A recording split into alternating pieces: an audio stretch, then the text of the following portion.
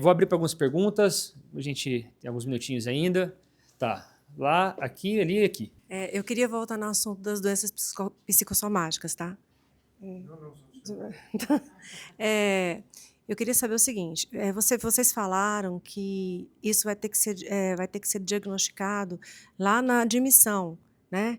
Mas quando a gente manda fazer exame admissional, o médico que está lá é um médico generalista, é um clínico médico. Então, eu já ouvi do médico falar que quando ele fala que o funcionário está apto, ele não quer dizer que ele está apto psicologicamente, porque ele não é um psiquiatra, ele não é um psicólogo e nem um psiquiatra, né? Então, como a empresa deve agir nessa admissão para, no caso de ter um problema e o funcionário alegar que o problema foi na empresa?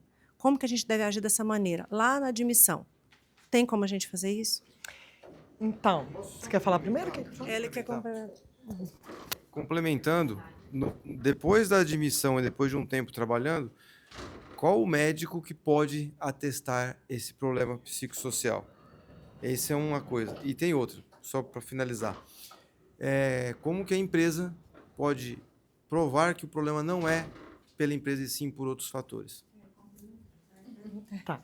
Você pode falar da parte dos critérios de seleção? Isso. Bom, a questão da seleção, hoje a gente tem, né, vários testes psicológicos e testes de perfil comportamental que a gente pode aplicar se tiver um psicólogo, né? Então tem que ser um psicólogo, não pode ser outra atividade.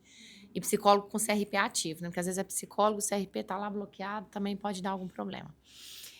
Então ele pode fazer alguns testes que ele consegue filtrar um pouco melhor as tendências de comportamento daquela pessoa, tá? Ele não pode, por exemplo, laudar, essa pessoa tem síndrome do pânico, essa daqui tem, né? Porque o fator ali é sendo avaliado para o trabalho, tá?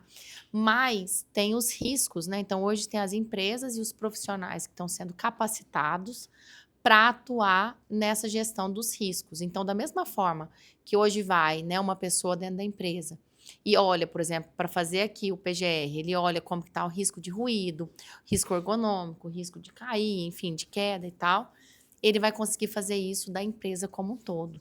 Então, tem algumas empresas, por exemplo, o SESI e profissionais, né, pessoas jurídicas independentes, que estão sendo formadas para conseguir fazer essa varredura. Sim, sim, sim, você pode aplicar, tá? Só que ele tem que ter correlação com o trabalho. Então, por exemplo, existem alguns testes que a gente faz isso para avaliar como é que aquele, né, por exemplo, trabalho em altura. Ele já passa por uma bateria de risco psicossocial, porque se a pessoa tiver algum tipo de problema com a altura e que aquele problema vai ser agravado na altura, às vezes ele pode cometer um suicídio, pode cair, pode ter alguma coisa por conta do trabalho dele. Então, o teste psicológico ele não é proibido, ele é permitido, só que tem que ser feito avaliando aquela função que a pessoa vai executar, tá? Bom, eu já estou aqui. Então, aí, feita essa parte, né, no admissional, entrou para trabalhar na empresa. O que a empresa vai ter que se munir? De atividades preventivas, tá? Porque o que vai ser avaliado a partir do momento que ele estiver trabalhando não é o psicológico do empregado mais, tá? Não é se ele tem tendência a ser depressivo ou não tem, se ele tem tendência a ter um transtorno ou não. O que vai ser avaliado é aquele ambiente, o papel daquele ambiente no desenvolvimento dessa doença. Então, o que a empresa vai ter que atuar? Medidas preventivas, palestras, programas, as empresas que têm CIPA, né, incluir isso também no trabalho da CIPA, para que ela avalie se realmente esse empregado, para que ela realmente demonstre que ela está proporcionando um ambiente saudável para esse empregado. Outro ponto que vai ser avaliado, tem muito carga horária excessiva. Quando o empregado ele demonstra um adoecimento após a contratação e ele junta uma carga horária que era excessiva, horas extras habituais, numa atividade extremamente estressante, onde ele tinha que ficar o tempo todo em estado de alerta, isso pode ser um fator de adoecimento se depois ele começa a apresentar atestados ou demonstrar alguma doença em razão do trabalho. Tá? Então, é isso que vai ser avaliado, as condições desse ambiente de trabalho, se é um trabalho excessivo ou não. Por isso que é muito importante respeitar os intervalos, respeitar o tempo de férias, tá? Porque isso é um conjunto de fatores que, para a gente montar uma tese para provar que a empresa fez o papel dela e que aquele adoecimento não foi em razão do trabalho, ele vai ser considerado. Outra coisa que eu acho fundamental, inclusive com o departamento pessoal, com a equipe de recursos humanos, é a questão, o empregado nunca teve afastamento, de repente ele começa a ter um índice muito grande de afastamento. Avaliar a motivação desse afastamento. Hoje não é mais obrigatório colocar o CID no atestado, mas se tem o CID, começar a avaliar, para entender o que está acontecendo. E, às vezes, registrar isso através de feedbacks ou de algum outro documento interno da empresa para entender o que está acontecendo, para demonstrar o suporte da empresa. Porque se eu faço isso... Sim, para as empresas que tiverem essa opção. Mas, por exemplo, eu estou apresentando muito atestado. Olha, a gente percebeu que você está com bastante atestado, está alegando dores, né? Vai no nosso médico do trabalho, ver como que ele pode te avaliar isso durante o processo. Isso. E por que a gente tem que se documentar? Para provar que, às vezes, porque às vezes ele não tinha realmente nenhuma relação com o trabalho, é um problema pessoal, uma perda familiar, mas a partir do momento que a empresa começa a documentar isso, ele não vai depois alegar, né, que ele adoeceu foi em razão do trabalho, porque ele já relatou nessas outras avaliações da empresa que ele estava passando por um problema pessoal. Né? Então, são esses fatores. Além disso, tem a questão dos assédios moral ou sexual. A empresa tendo esses canais para denúncia, esses canais de acolhimento, é uma ação preventiva que você está demonstrando que ali naquela política da empresa você não admite. E surgindo uma conduta, né, que caracteriza realmente o assédio moral ou o assédio sexual, demonstrar que a empresa foi atrás de apurar os fatos e que o assediador foi realmente punido. Tá? Então, isso vão ser maneiras de você demonstrar que a empresa está cumprindo com tudo que está ao alcance dela para evitar esse adoecimento psicossocial do empregado. Deixa eu só complementar a resposta dela. Então, o que vocês precisam ter de forma prática, né? Vamos falar assim. Vocês vão ter uma equipe, não só o médico, mas uma equipe especializada para ajudar vocês nessas avaliações. Vocês precisam ter um regimento interno muito bem descrito. Então, falando de assédios que não é permitido, qualquer conduta que for avaliada, vai ser feita tal ação com aquela pessoa. Então, deixar isso tudo já pronto, porque se acontecer, você fala, estava escrito, a gente não compactua, não faz parte da cultura da empresa. E também, gente, fazer, né, ao longo da jornada desse trabalhador, um trabalho muito forte com as lideranças, porque a liderança, ela pode afundar todinha a tese da empresa em relação, porque, por exemplo, a empresa não admite, mas ele me xingava, ele gritava comigo. Então, a liderança tem que passar também por um programa de formação documentado, porque ele pode até fazer uma coisa, mas olha aqui, ele participou do treinamento, a gente está fazendo. Então, assim, é uma questão da pessoa física dele, mas nós estamos, né, inclusive nos feedbacks a gente está pontuando. Então, o trabalho com a liderança é o que vai salvar as empresas nessa parte, porque a empresa em si, ela não é uma pessoa, né, ela é feita dos líderes. Então, quem vai levar para frente a sua cultura, seu jeito de agir, são seus líderes. Então, um trabalho muito forte com a liderança documentada. Tá? Até citando um exemplo só para vocês verem, teve uma psicóloga que trabalha no tribunal e ela disse que eles estavam com problema com uma determinada liderança. Era um líder que ele chegava, ele via, por exemplo, uma empregada com batom vermelho, ele falava assim, nossa, batom vermelho é porque tá querendo, né? E ficava falando essas coisas, né? E aquilo incomodava muito. E aí, isso começou a chegar na ouvidoria, né, do tribunal, e eles reuniram todas as lideranças para um processo de capacitação. E sem apontar nomes, sem apontar áreas, sem fazer nenhum tipo de exposição, eles citaram isso como exemplo. E pediram para que eles falassem o que eles achavam dessa conduta. Né?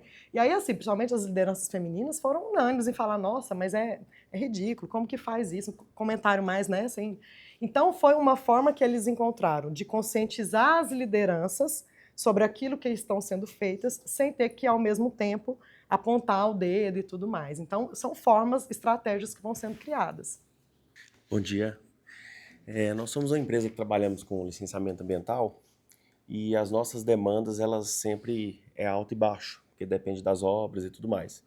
Então, às vezes, a gente precisa contratar uma pessoa, né, um determinado profissional, e no vencimento dos 90 dias da experiência dele, ou até mesmo após a experiência, a gente tem que demitir por causa da baixa.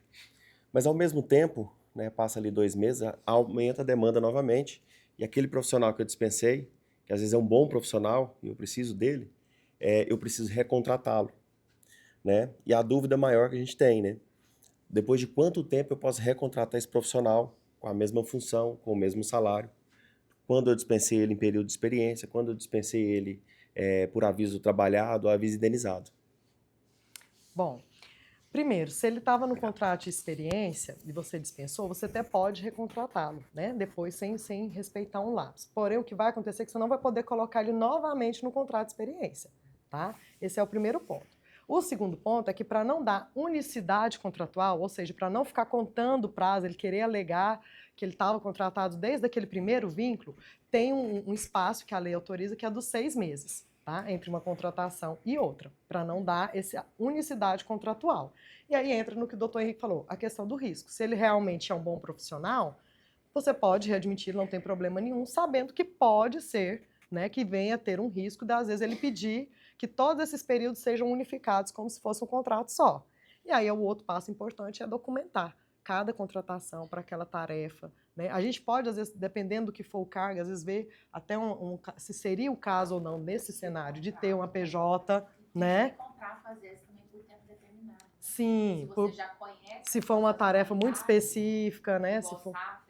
Isso. Aí tem que ver que se é uma tarefa muito específica para a gente entender melhor o papel dele, que aí teria outras figuras. Mas as regras gerais seriam essas. Você não pode readmitir novamente o contrato de experiência, porque você já conhece, né, aquele profissional, porque o contrato de experiência é para testar. Se você já testou, não há que se falar em teste novamente, tá? Mas se for menor que 6 meses, corre esse risco de dar a unicidade contratual. Mas esse risco ele só acontece se o judicialmente. Judicialmente, tá? Não é automático. E aí, só aproveitando a pergunta dele para falar, se ele era CLT e você passa ele para PJ, por exemplo, aí esse espaço é maior, né? São 18 meses, é isso? Aí tem que verificar, porque assim, na verdade ainda não tem Mas ele passa a ser um prestador, né? Aí, mas mesmo assim, se ele passa a ser PJ, mesmo que seja 18 meses, é se judicializado. Exatamente. Só se judicializar que você vai ter ali demonstrar essa unicidade do contrato ou não. Tá? Mais alguém? Mais alguma? Nenhuma? Então, gente, a gente agradece vocês, né? A gente agradece, fica à disposição, né? As portas do escritório estão sempre abertas e a gente espera continuar contribuindo, né? Como, principalmente na área trabalhista, tem tido muita demanda. Eu falo assim que eu estou igual aquele... Você lembra aquele filme lá que fala quando você vê espírito o tempo todo, sabe? Uhum. Toda hora eu vejo uma tese nova do TST. E a gente fica muito apreensivo com isso, né? Mas a intenção é sempre estar auxiliando vocês a fazerem as melhores escolhas dentro daquilo que a gente tem. Nem tudo que às vezes a gente fala aqui judicialmente, que já está pacificado, a gente concorda com o posicionamento dos tribunais, mas a gente tem que passar justamente para que vocês possam avaliar ou não os riscos. Eu acho que uma dica geral, né, é vocês documentarem tudo que vocês fizerem. Porque eu tudo. acho que, como, né, a gente que tem que comprovar, então tudo que vocês tiverem, fiz um treinamento, dei um feedback, né, formaliza, coloca data, coloca local, né, faz um resuminho ali e pega a assinatura, porque daí você está comprovando que você está fazendo o seu trabalho bem feito. Né? Pode ser que não deu o resultado que você queria, mas você está fazendo a sua parte. Certo? Com certeza. Obrigada. Obrigada, viu, gente? Gente, muito obrigado, tá? Espero que hoje possa ter agregado no dia a dia de vocês, na empresa. Nós ficamos à disposição. Eu voltei no QR Code, agradeceria muito se vocês pudessem avaliar e sugerir novos temas, novos trabalhos, tá? Que aqui seria a nossa pesquisa, né, de satisfação. Isso. Tá bem? E ficamos à disposição, quem quiser depois conhecer o escritório, aqueles que são novos ou aqueles que nunca vieram aqui até os clientes, nós estamos aqui no 10º andar, será muito bem-vindo, seja agora, outro dia, e todos nós ficamos à disposição de vocês. Obrigado e ótima semana. Obrigada. Até mais.